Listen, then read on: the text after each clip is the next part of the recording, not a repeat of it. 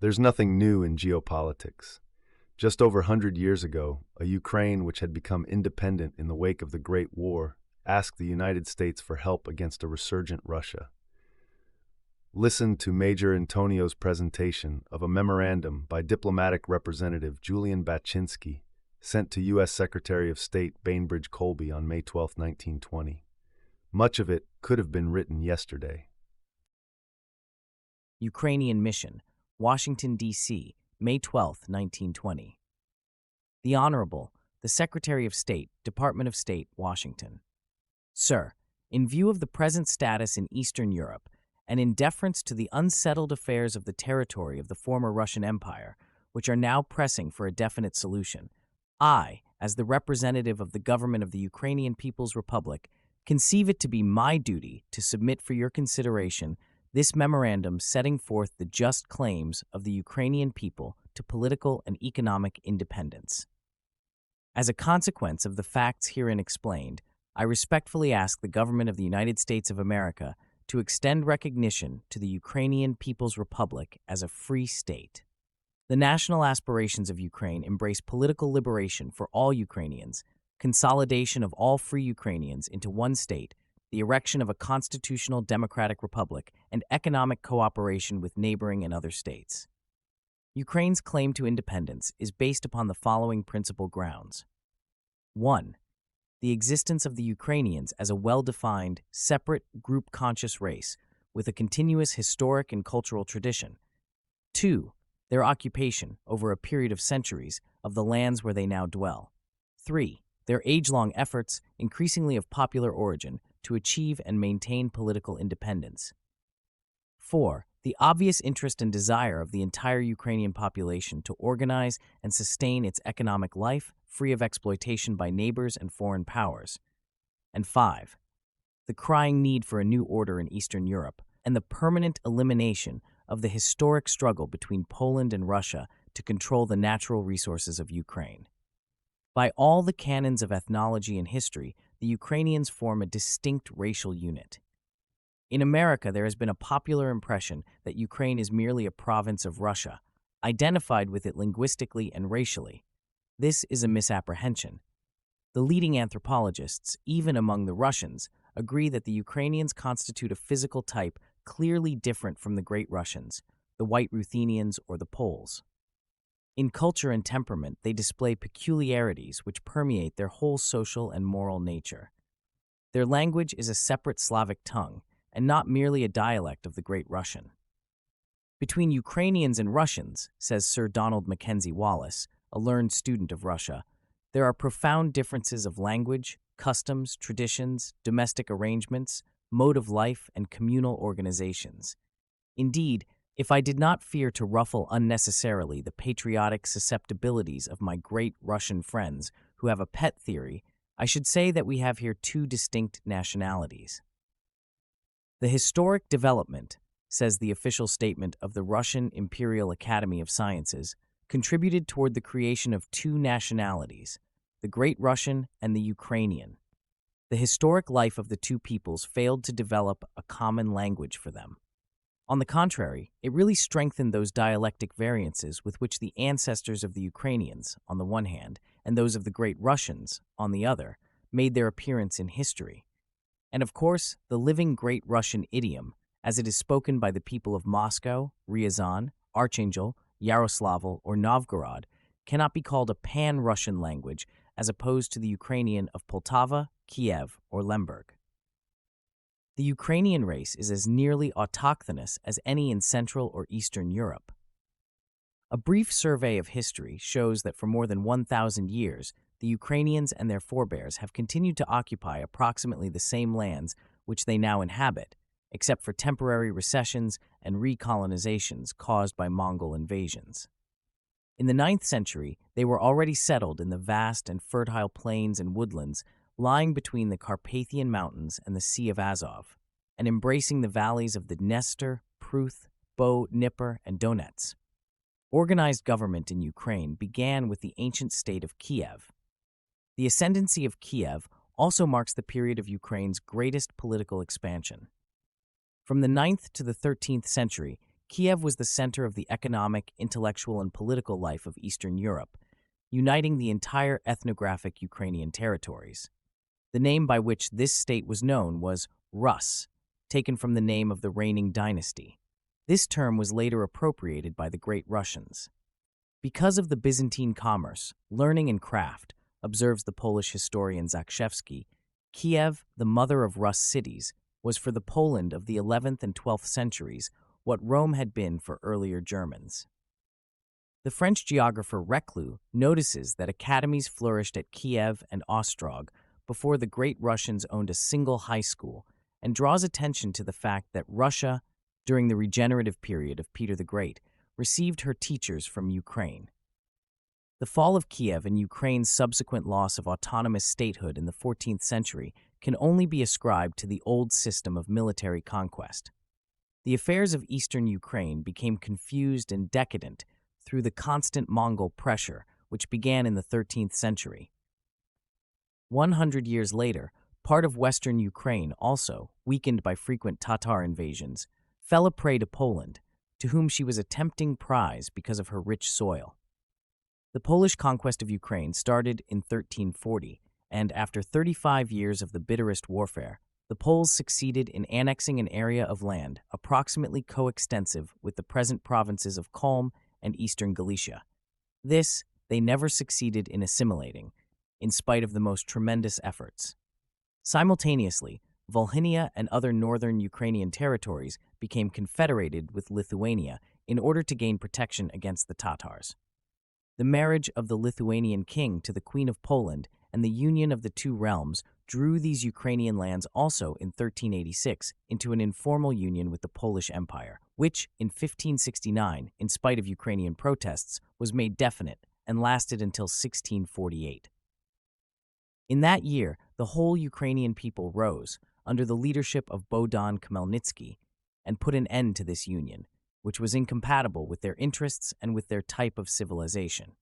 Then, anticipating further Polish efforts to destroy the newly won independence of Ukraine, and menaced by other foes, particularly the Turks, then the strongest military power in Eastern Europe, the Ukrainians concluded an agreement of confederation with the Tsar of Muscovy in 1654. It is interesting to recall that Khmelnytsky was expressly advised against this step by Oliver Cromwell, who declared that the Tsar would never permanently recognize a free people. The most important clauses in the Treaty of 1654 guaranteed a freely chosen supreme head for the Ukrainian state, called a hetman, the right to engage in diplomatic relations with other states, except Poland and Turkey, when the cognizance of the Tsar was necessary, free trade with all foreign nations, the complete independence of the judicial system, the right to choose a leader for the army over whom the hetman had supreme control, and, lastly, the independence of the Ukrainian Church. Muscovy did not live up to these terms, and the result was a succession of Ukrainian uprisings, directed now against Russia, just as they had formerly been aimed at Poland. In the last quarter of the 17th century, Russia and Poland made common cause and partitioned Ukraine, making the Dnieper the frontier between their two empires. The most important rebellion against this last measure was that led by Mazeppa in 1709, which was quelled by Peter the Great. After the time of Mazeppa, Russia's policy of repression was pursued openly and ruthlessly. Peter instituted a supervision over the autonomous Ukrainian administration, vesting authority in Muscovite officers, through whose hands passed everything pertaining to the hetman's chancellery. In 1722, the power of the hetmans was cut down to nothing. In 1764, Catherine II abolished the office altogether. Meanwhile, in order to assure possession of Ukraine, the Russian government was making every effort to assimilate the Ukrainian people. One step toward accomplishing this was the suppression of Ukrainian literature. In 1720, a special censorship over the publication of Ukrainian books was established in Kiev. In 1769, even the printing of Ukrainian primers was forbidden, and Russian textbooks were introduced in spite of the protests of Ukrainian educators. Step by step, national feeling was stifled in Ukraine. In 1775, the Zaporogian Sich, the last bulwark of Ukraine's autonomy and the basis of the Ukrainian army, was destroyed, In 1783, the peasants of Ukraine, free since 1648, when they had thrown off Polish domination, were again subjected by the Russian government to serfdom in its most cruel form.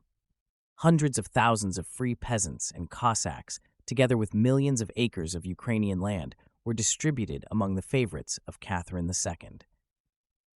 This measure had the effect of crushing the resistance to Russification among the Ukrainian nobility and estranged them from the common people.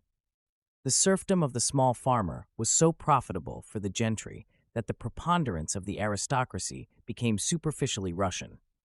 Under pressure of Russian schooling, administration, and military service, they adopted the Russian language and political ideas. To achieve this desirable result, the Muscovite government did not hesitate to persecute ruthlessly anything that could be held as a reminder of the Republican regime in Ukraine. At the same time, an analogous Polonization of the upper classes was being carried out in western Ukraine. The last quarter of the century witnessed a temporary eclipse of the Ukrainian spirit of nationalism. The French Revolution released forces that had been imprisoned in the hearts and minds of the people. A wave of nationalistic feeling swept through Europe, bringing inspiration to the Slavs as well as to their Western brothers. Every branch of the Slavic race awoke to a realization of its history, its traditions, and its great men. The Ukrainians shared in this renaissance. Between the revived nationalism and the spirit of democracy, a natural alliance presently sprang up. Especially in the Dnieper district, there began an enthusiastic study of the country's history and a perusal of old documents and popular traditions. The keenest interest was manifested in everything pertaining to ethnography, philology, and popular culture. It was the tardy recognition of the people as guardians of national culture which did much to break down the lack of sympathy which had so long prevailed between the nobles and the lower classes. But the Ukrainian movement was confronted by a bitterly hostile Russophile bureaucracy. It is remarkable that Russo-Ukrainian policies should have remained so static from the time of Peter the Great onward, while a number of changes were taking place in Russo-Polish relations. Yet such was the case. The Ukrainian language was restricted time and again. Ukrainian economic life was hampered in several ways. The Ukrainian serfs, upon their liberation in 1861, had been granted smaller allotments than the Russian serfs. This resulted in overpopulation of the agricultural districts, emigration, and a high death rate. The lack of schools made remote the possibility of improving farming methods. Ukrainian industry suffered a setback through the unfavorable tariff policies adhered to by the Russian government and by the fact that no banks, except those with central offices in Moscow or Petrograd, were allowed to establish branches in Ukraine. Nevertheless, the 19th century witnessed a notable growth of Ukrainian national feeling. The early years of the century constitute the period of literary rebirth. Then followed the educational work among the common people. Private schools were organized, and pamphlets and books were distributed. Cultural organizations were formed, and a pronounced interest in science was displayed. This entire revival so alarmed the Russian government that, in 1878, the Tsar prohibited by ukaz almost all publications in the Ukrainian language. Still, the literary impulse was not suppressed. It transferred itself to eastern Galicia and Switzerland, and, in spite of grave obstacles, succeeded in winning for the Ukrainian a worthy place among Slavonic literatures. Side by side with the cultural advance, a political reawakening of the Ukrainian people was taking place. It was appreciated by the Ukrainians that political liberty for their land and race was expressly conditioned upon the overthrow of the Tsarist government. Accordingly, they bent their efforts in that direction. Ukrainians organized and took a leading part in the Decembrist uprising of 1825. In the subsequent revolutionary movement, they were again prominent, and two-thirds of the leaders were natives of Ukraine. The events of March 1917 were largely made possible by the Ukrainian regiments stationed in Petrograd, who refused any further allegiance to the Romanovs and became supporters of the newly created authorities. Later on, the Ukrainians were the first of the subject nations of the Russian Empire to organize their own government. On November 20th, 1917, Ukraine was proclaimed an independent nation by the Central Rada. the Provisional Ukrainian Parliament. The struggle to win recognition for this independence is still in progress. The expediency of Ukraine's claim to exist as a self-governing nation does not, however, rest merely upon racial, ethnological, and historical bases. There are primary economic considerations which press for its admittance to the circle of free nations. The Ukrainian people inhabit a land 330,000 square miles in extent, with a population of 45 million. This territory is not merely abundantly self-supporting, but is, in fact, one of the richest areas on the Earth's surface. 4/5 of the entire extent lie within a belt of deep black earth, which produces bounteous crops of wheat, barley, rye, oats, sugar beets, fruit, tobacco, and vegetables. Under the Ukrainian ethnographic territory lie mineral riches: coal, petroleum, iron, manganese, salt, phosphate, kaolin, graphite, and many other substances of commercial value. In the normal pre-war period, Ukraine used to supply about 5 million tons of grain for export annually. Most of this was wheat. The last 3 years, particularly 1919, have seen good harvests in Ukraine. At the present moment, when Western Europe is unable to feed herself, Ukraine has an excess remaining from the crops of 1917, 1918, and 1919, to an amount of not less than 10 million tons of different kinds of grain. Besides this, the country can guarantee a minimum yearly export of 300,000 to 600,000 tons of sugar, 9,000 tons of tobacco, 17,000 tons of sugar beet seeds, and 10,000 tons of flax and hemp yarn. Besides these products, Ukraine used to export annually before the war 65,000 tons of eggs, 6,500 tons of raw hides, 12,000 tons of pork and dressed poultry, 9,000 tons of beef, 240,000 head of beef cattle, 15,000 head of horses, 130,000 hogs, and large quantities of wool, feathers, and hops. In minerals, Ukraine may export in a short time as much as 100,000 tons of manganese ore annually, 500,000 tons of iron ore, and considerable amounts of phosphates, salt, and soda. With reorganization of transportational facilities, she can furnish from 6 million to 10 million tons of coal and coke, as well as benzol toluol, anthracene phenol, naphthalene, and other valuable coal tar derivatives, about 90,000 tons of coal tar, sulfuric acid, ammonium salts, and many other raw and semi-manufactured products. The preceding enumeration of the physical resources of Ukraine shows how mistaken is the conception that Ukraine could not maintain an economic existence independent of Russia. If a country possessing such extraordinary natural advantages and wealth as Ukraine cannot stand alone, how can one justify the independence of Italy, Greece, Poland, Yugoslavia, Finland, and other European nations whose right to autonomy is not questioned, but whose natural endowments are far less favorable to economic freedom? The converse of the same proposition, viz., that Russia cannot live without Ukraine, will not survive impartial criticism, although it is quite clear that, in reasoning to this end, other interests than those of Ukraine supervene. It is nevertheless worthwhile to examine this point of view in order to expose its falsity. The 3 fundamental bases of opposition usually advanced are: 1. Ukraine is the granary of Russia and is necessary to Russia for a large part of her food supply. 2. Ukraine separates Russia from the Black Sea and Sea of Azov, thereby closing the outlet to the Mediterranean. 3. Ukraine possesses a supply of coal and iron which is necessary to Russia. The first objection is refuted by an examination of statistics. Figures for the years previous to the war show consistently that Ukraine's exportations of cereals to other parts of the Russian Empire did not reach more than 10 to 15% of her total export, i.e., about 36 million bushels annually. Nearly all of this was destined for Poland, Lithuania, and White Ruthenia. Russia proper never consumed more than a very small fraction of Ukraine's grain. She did not need it then and will not need it in the future. She is virtually self-sustaining in cereals, and the small surplus needed can readily be obtained from the fields of Siberia and the region of the Volga. The second allegation, that Russia needs the Ukrainian ports on the Black Sea and the Sea of Azov, is readily disposed of by a reference to Russian maritime experience. The official Russian statistics of the traffic of merchandise by rail show no southern port which served as an outlet for the products of the territories situated north of the ethnic frontier of Ukraine, with the single exception of Rostov-on-the-Don. Novorossiysk was the port used by the Ukrainian Cossacks of Kuban and the northern Caucasus. Up to the present time, Russia proper has depended almost exclusively upon the Baltic ports.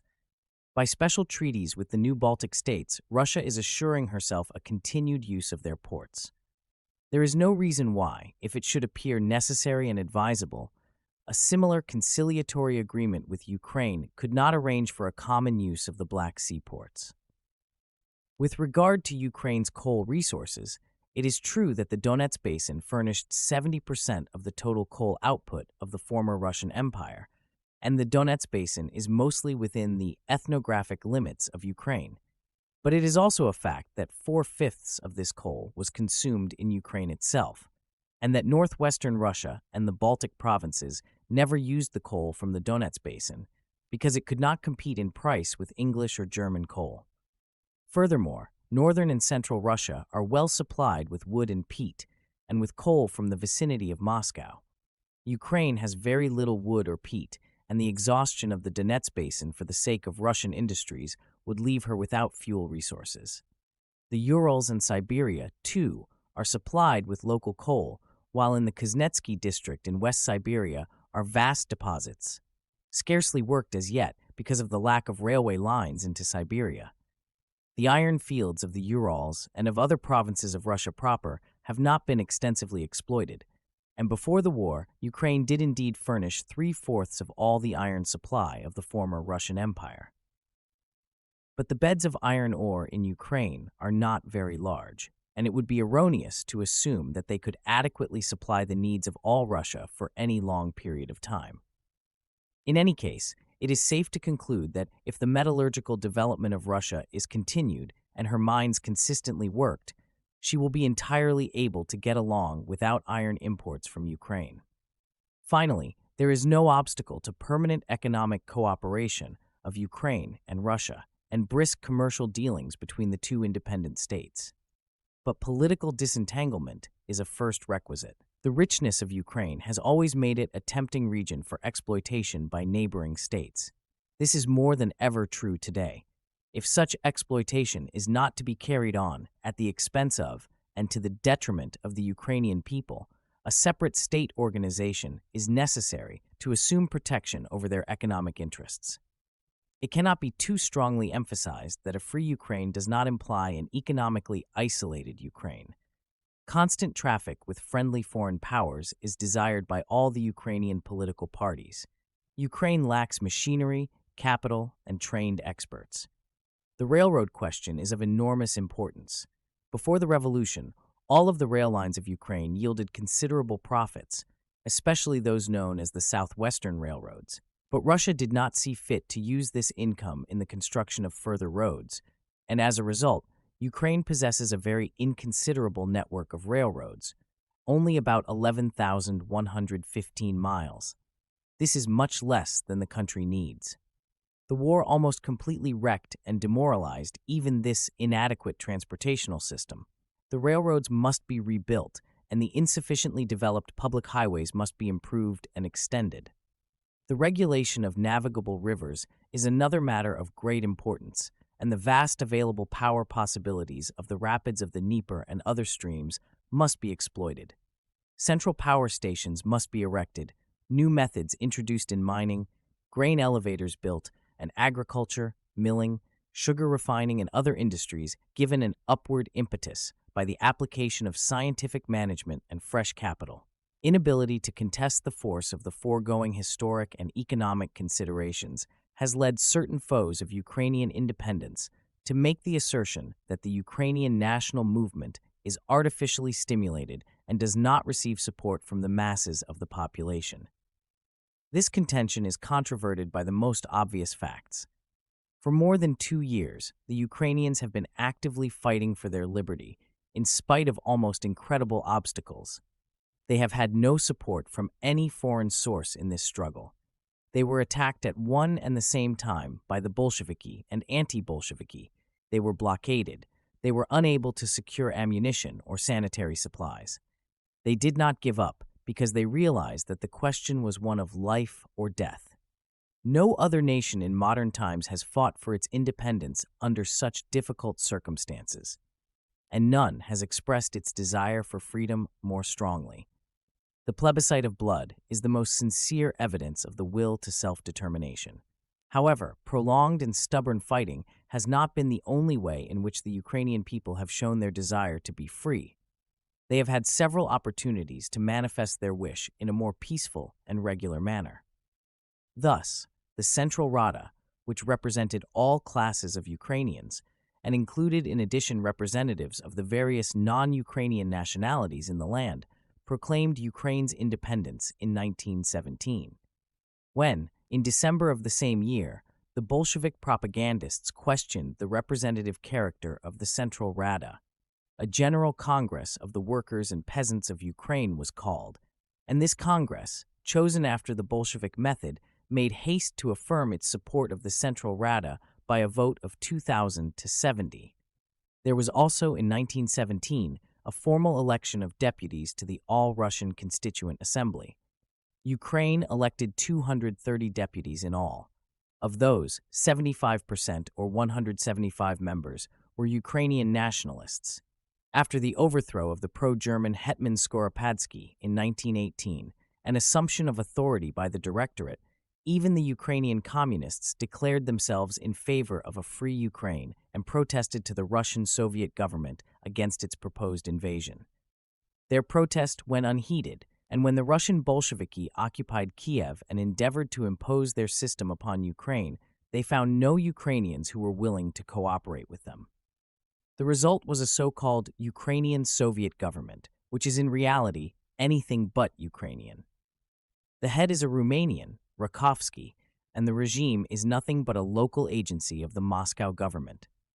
It is noteworthy that the government of the Ukrainian People's Republic, headed by General Petlura, which I have the honor to represent, is the only government which the Ukrainian people have been willing to support. On the other hand, they have revolted against all foreign invaders who have attempted to impose their own rule upon the Ukrainians. The Germans, the Bolsheviki, and the forces of General Denikin all met with vigorous resistance. If now the Polish forces are in Ukraine and the population does not oppose them, it is because the Poles are acting in conjunction with the Ukrainian forces under Petlura as their allies.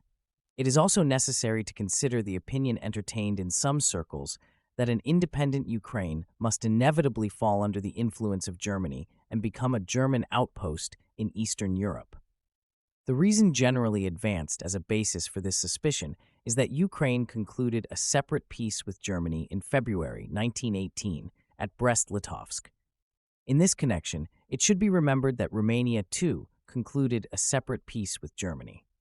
Yet Romania has continued to be considered an ally of Germany's opponents, and it is everywhere recognized that she only negotiated with Germany because of the bitter fact that she was forced to do so.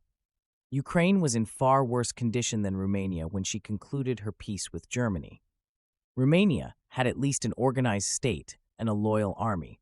Ukraine's government was in its infancy, its state organization was slight, and its army consisted chiefly of the remnants of the demoralized Russian forces.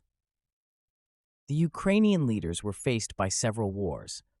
On the one hand, by the war with Germany, Austria-Hungary, Turkey, and Bulgaria, and now on the other, by the new conflict with the Russian Soviet government. Under the circumstances, Ukraine had to choose between submitting entirely to the Bolsheviki, in which case the country would be overrun by Germans anyway, or making any kind of outright peace with Germany and then hoping for the best. Subsequent events proved that Germany never had any interest in a permanently independent Ukraine.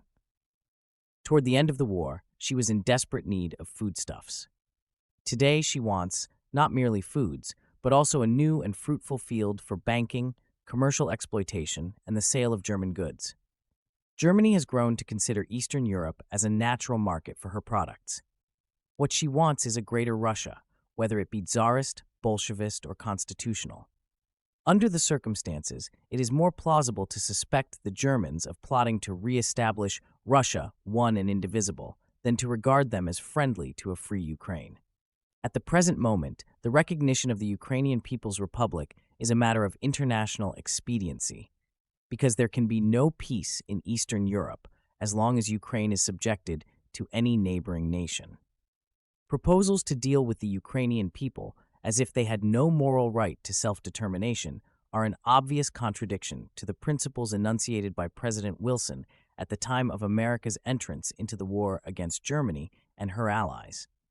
The attempt to carry them into effect can only result in continued unrest in Eastern Europe.